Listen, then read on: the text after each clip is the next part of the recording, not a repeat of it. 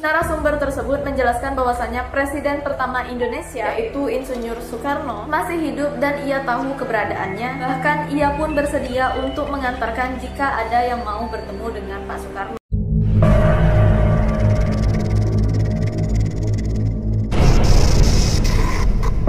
Halo guys, jumpa lagi dengan Mia. So hari ini kita akan membahas mengenai misteri-misteri yang berkaitan dengan Insinyur Soekarno atau yang kerap dipanggil sebagai Bung Karno. Selain itu, kita juga akan membahas mengenai teori-teori konspirasi yang baru-baru ini sangat viral di aplikasi TikTok yang mengatakan bahwasannya beliau masih hidup sampai sekarang. Lalu seperti apa kisahnya? Langsung aja kita mulai.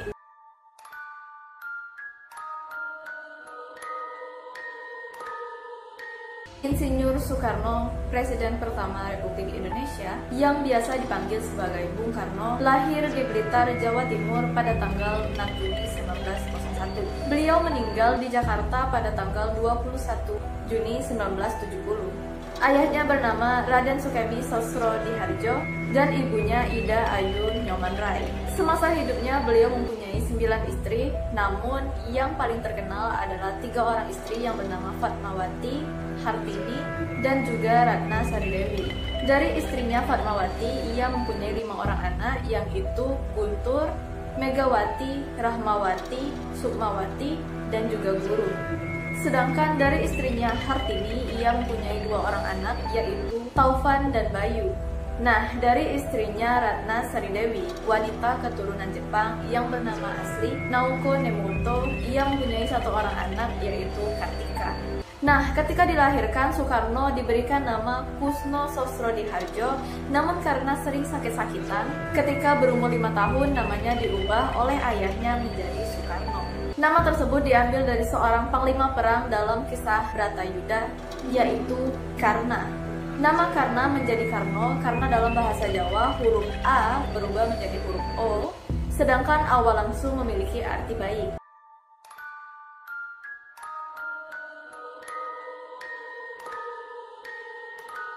Misteri yang pertama yaitu mengenai warisan harta benda Bung Karno. 28 logam batangan ditemukan di desa Giripen, Kulonprogo, Yogyakarta. Diduga logam mirip emas batangan ini adalah harta peninggalan Bung Karno. Ciri-ciri yang membuat warga berspekulasi demikian karena adanya gambar Presiden Soekarno pada sisi batangan ini.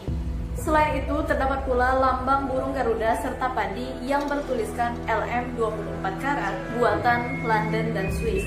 Sebelumnya, pada tahun 2003, Sunoso Goroyo pernah menunjukkan benda-benda yang dianggapnya sebagai peninggalan Bung Karno. Harta tersebut berupa ratusan keping emas 24 karat yang terdaftar dalam register emas JM London, serta emas putih dengan cap tapal kuda bertuliskan JM Matthew London. Namun hingga kini masih belum ada pakar yang memastikan tentang kebenaran atau keaslian dari benda-benda tersebut. Selain itu, Bung Karno dipercayai telah membuat timbunan harta karun yang nilainya mampu membayar seluruh hutang negara Indonesia. Kabarnya, harta karun tersebut berisi 20 kg sumbangan emas dari rakyat Aceh, serta beberapa dana revolusi yang disinyalir merupakan harta bangsa Indonesia. Kebenaran kabar tersebut makin diperkuat dengan terbitan surat kabar di Austria pada tahun 2012 yang memberitakan adanya simpanan dana milik Bung Karno yang disimpan di Bank Swiss senilai 180 juta dolar Amerika. Namun hingga sekarang belum ada konfirmasi resmi dari keluarga Bung Karno mengenai kebenaran dari dana tersebut.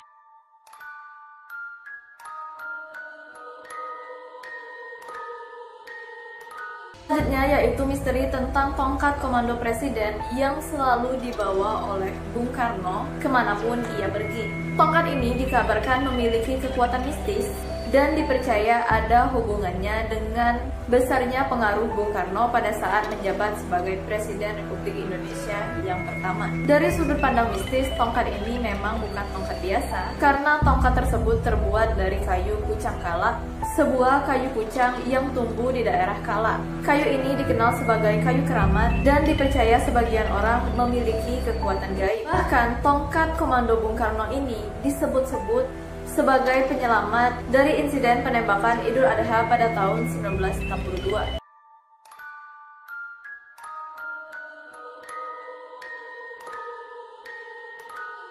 Misteri selanjutnya adalah misteri kedekatan Bung Karno dengan Nyi Roro Kidul atau Ratu Pantai Selatan. Presiden pertama Indonesia, Soekarno, disebut-sebut pernah melakukan pernikahan atau perkawinan secara gaib dengan sang Ratu Pantai Selatan, yaitu Nyi Roro Kidul. Dari beberapa sumber, Presiden pertama Indonesia ini pada beberapa kesempatan kenegaraan selalu mengawali sambutannya dengan cerita tentang sosok Nyi Roro Kidul, yaitu pada saat upacara pelantikan Kepala Staf Angkatan Laut Indonesia di Istana Merdeka pada tanggal 17 Juli 1959.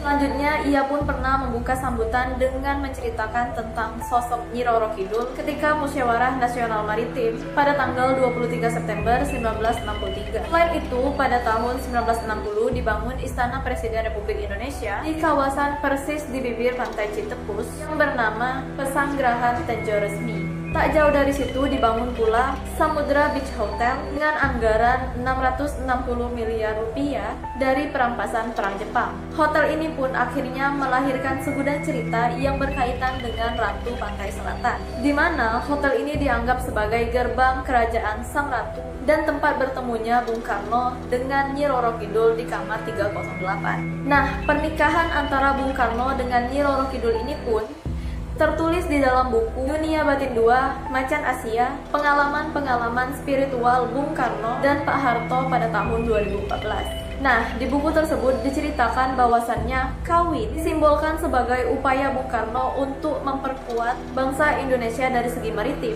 atau laut sebagaimana pada zaman kerajaan Majapahit dahulu.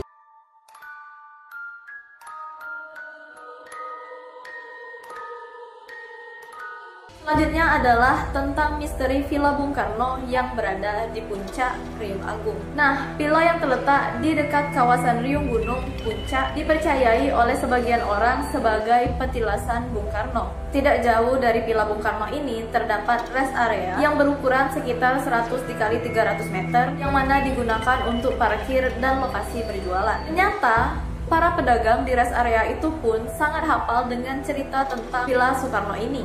Salah satu pedagang mengatakan bahwasannya cerita tersebut memang benar adanya. Ia mengaku mendengar cerita kedatangan Soekarno ke villa tersebut berdasarkan cerita dari orang tua dulu. Ia pun mengatakan bahwasannya Soekarno seringkali mendatangi villa tersebut dengan menggunakan helikopter dan memarkirkan helikopternya di rest area tersebut. Kemudian dari rest area, Bung Karno pun kerap kali berjalan dan menaiki tangga untuk menuju ke villanya. Namun, meski cerita yang beredar di masyarakat sekitar mengatakan bahwa villa tersebut merupakan villa Soekarno, sang penjaga villa, Wawan, tidak bisa memastikan kebenaran tersebut. Wawan mengaku tidak bisa memastikan itu adalah villa Soekarno atau bukan, karena ia belum pernah mendengar langsung dari pemilik villa terkait hubungannya dengan Soekarno. Karena pada saat ini, villa yang disebut-sebut sebagai Villa Soekarno telah dimiliki oleh Haji Abdul Aziz Marzuki.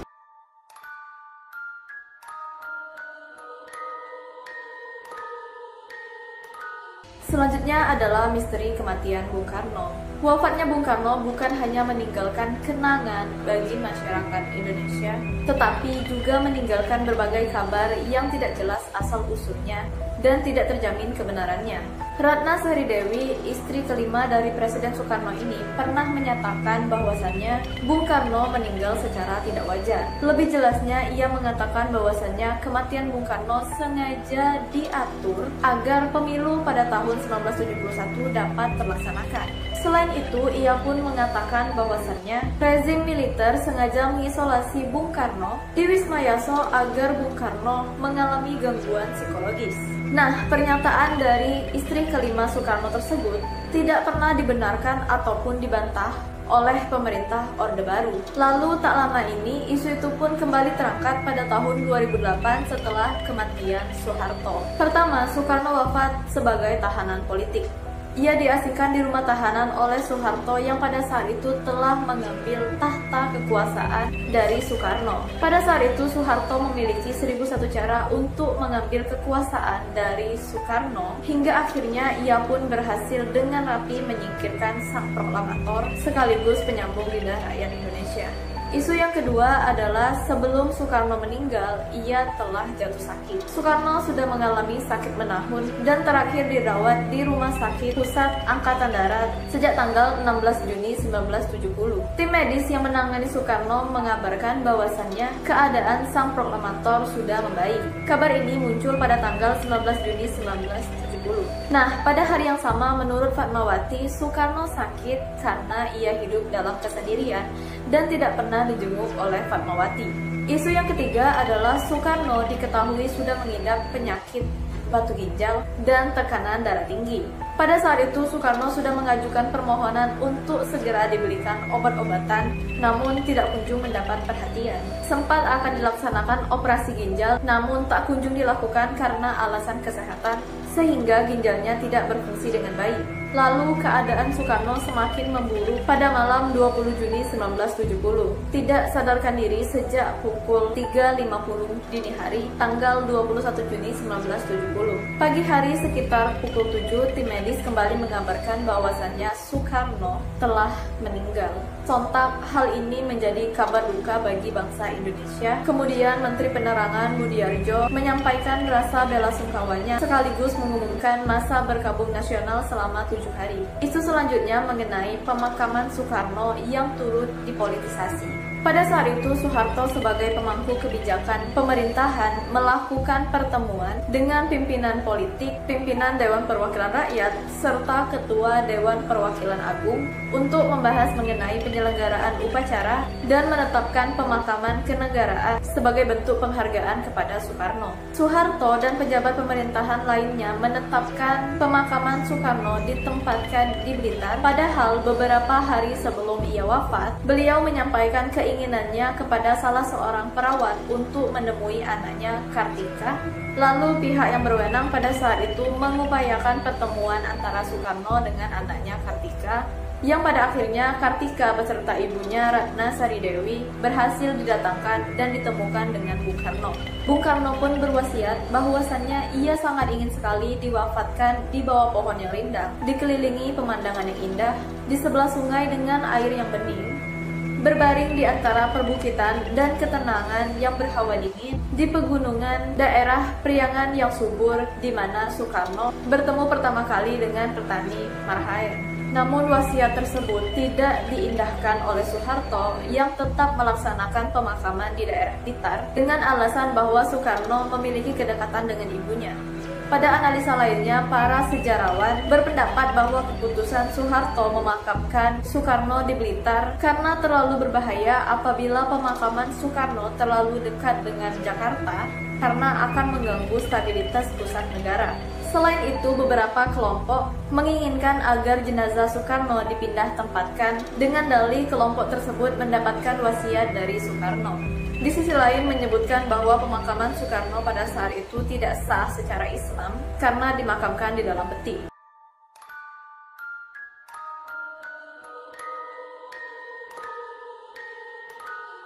Baru-baru ini banyak sekali teori-teori konspirasi yang beredar di aplikasi TikTok mengenai pernyataan bahwasannya Pak Soekarno masih hidup. Teori yang pertama mengatakan pendapat ini didukung dengan adanya pengakuan dari seorang warga yang mengatakan bahwasannya ia kerap kali bertemu dengan Bung Karno. Namun anehnya setiap kali ia bertemu dengan Bung Karno, wajah Bung Karno seringkali berubah-ubah. Kadang menjadi muda, kadang menjadi tua, dan kadang menjadi anak kecil. Selain itu, salah seorang warga lainnya bernama Mbah Turkani mengatakan bahwasannya Soekarno masih hidup dan sekarang berada di Lampung di rumah keluarganya. Ia pun mengatakan bahwasannya seringkali Bu Megawati datang ke Lampung untuk menjumpai Bung Karno serta keluarga lainnya yang berada di sana. Teori lainnya mengatakan bahwasannya Bung Karno saat ini masih hidup dan berada di Pilar Yung Gunung Puncak. Alasan yang memperkuat teori ini adalah karena pilar tersebut sangat tertutup dan dirahasiakan, tidak boleh sembarangan orang masuk ke sana. Namun, teori ini ditepis karena baru-baru ini diketahui bahwa pilar tersebut telah dipindah tangankan kepada orang lain yang bernama Haji Aziz Marzuki. Alasan lain yang memperkuat teori-teori konspirasi mengenai Bung Karno yang masih hidup ini adalah karena salah satu paranormal populer Indonesia, Mbah Mijan, mengemukakan bahwa Presiden pertama Indonesia, Insinyur Soekarno, masih hidup. Halo, Miyabi 1. Apa benar Ir Soekarno masih hidup? Masih.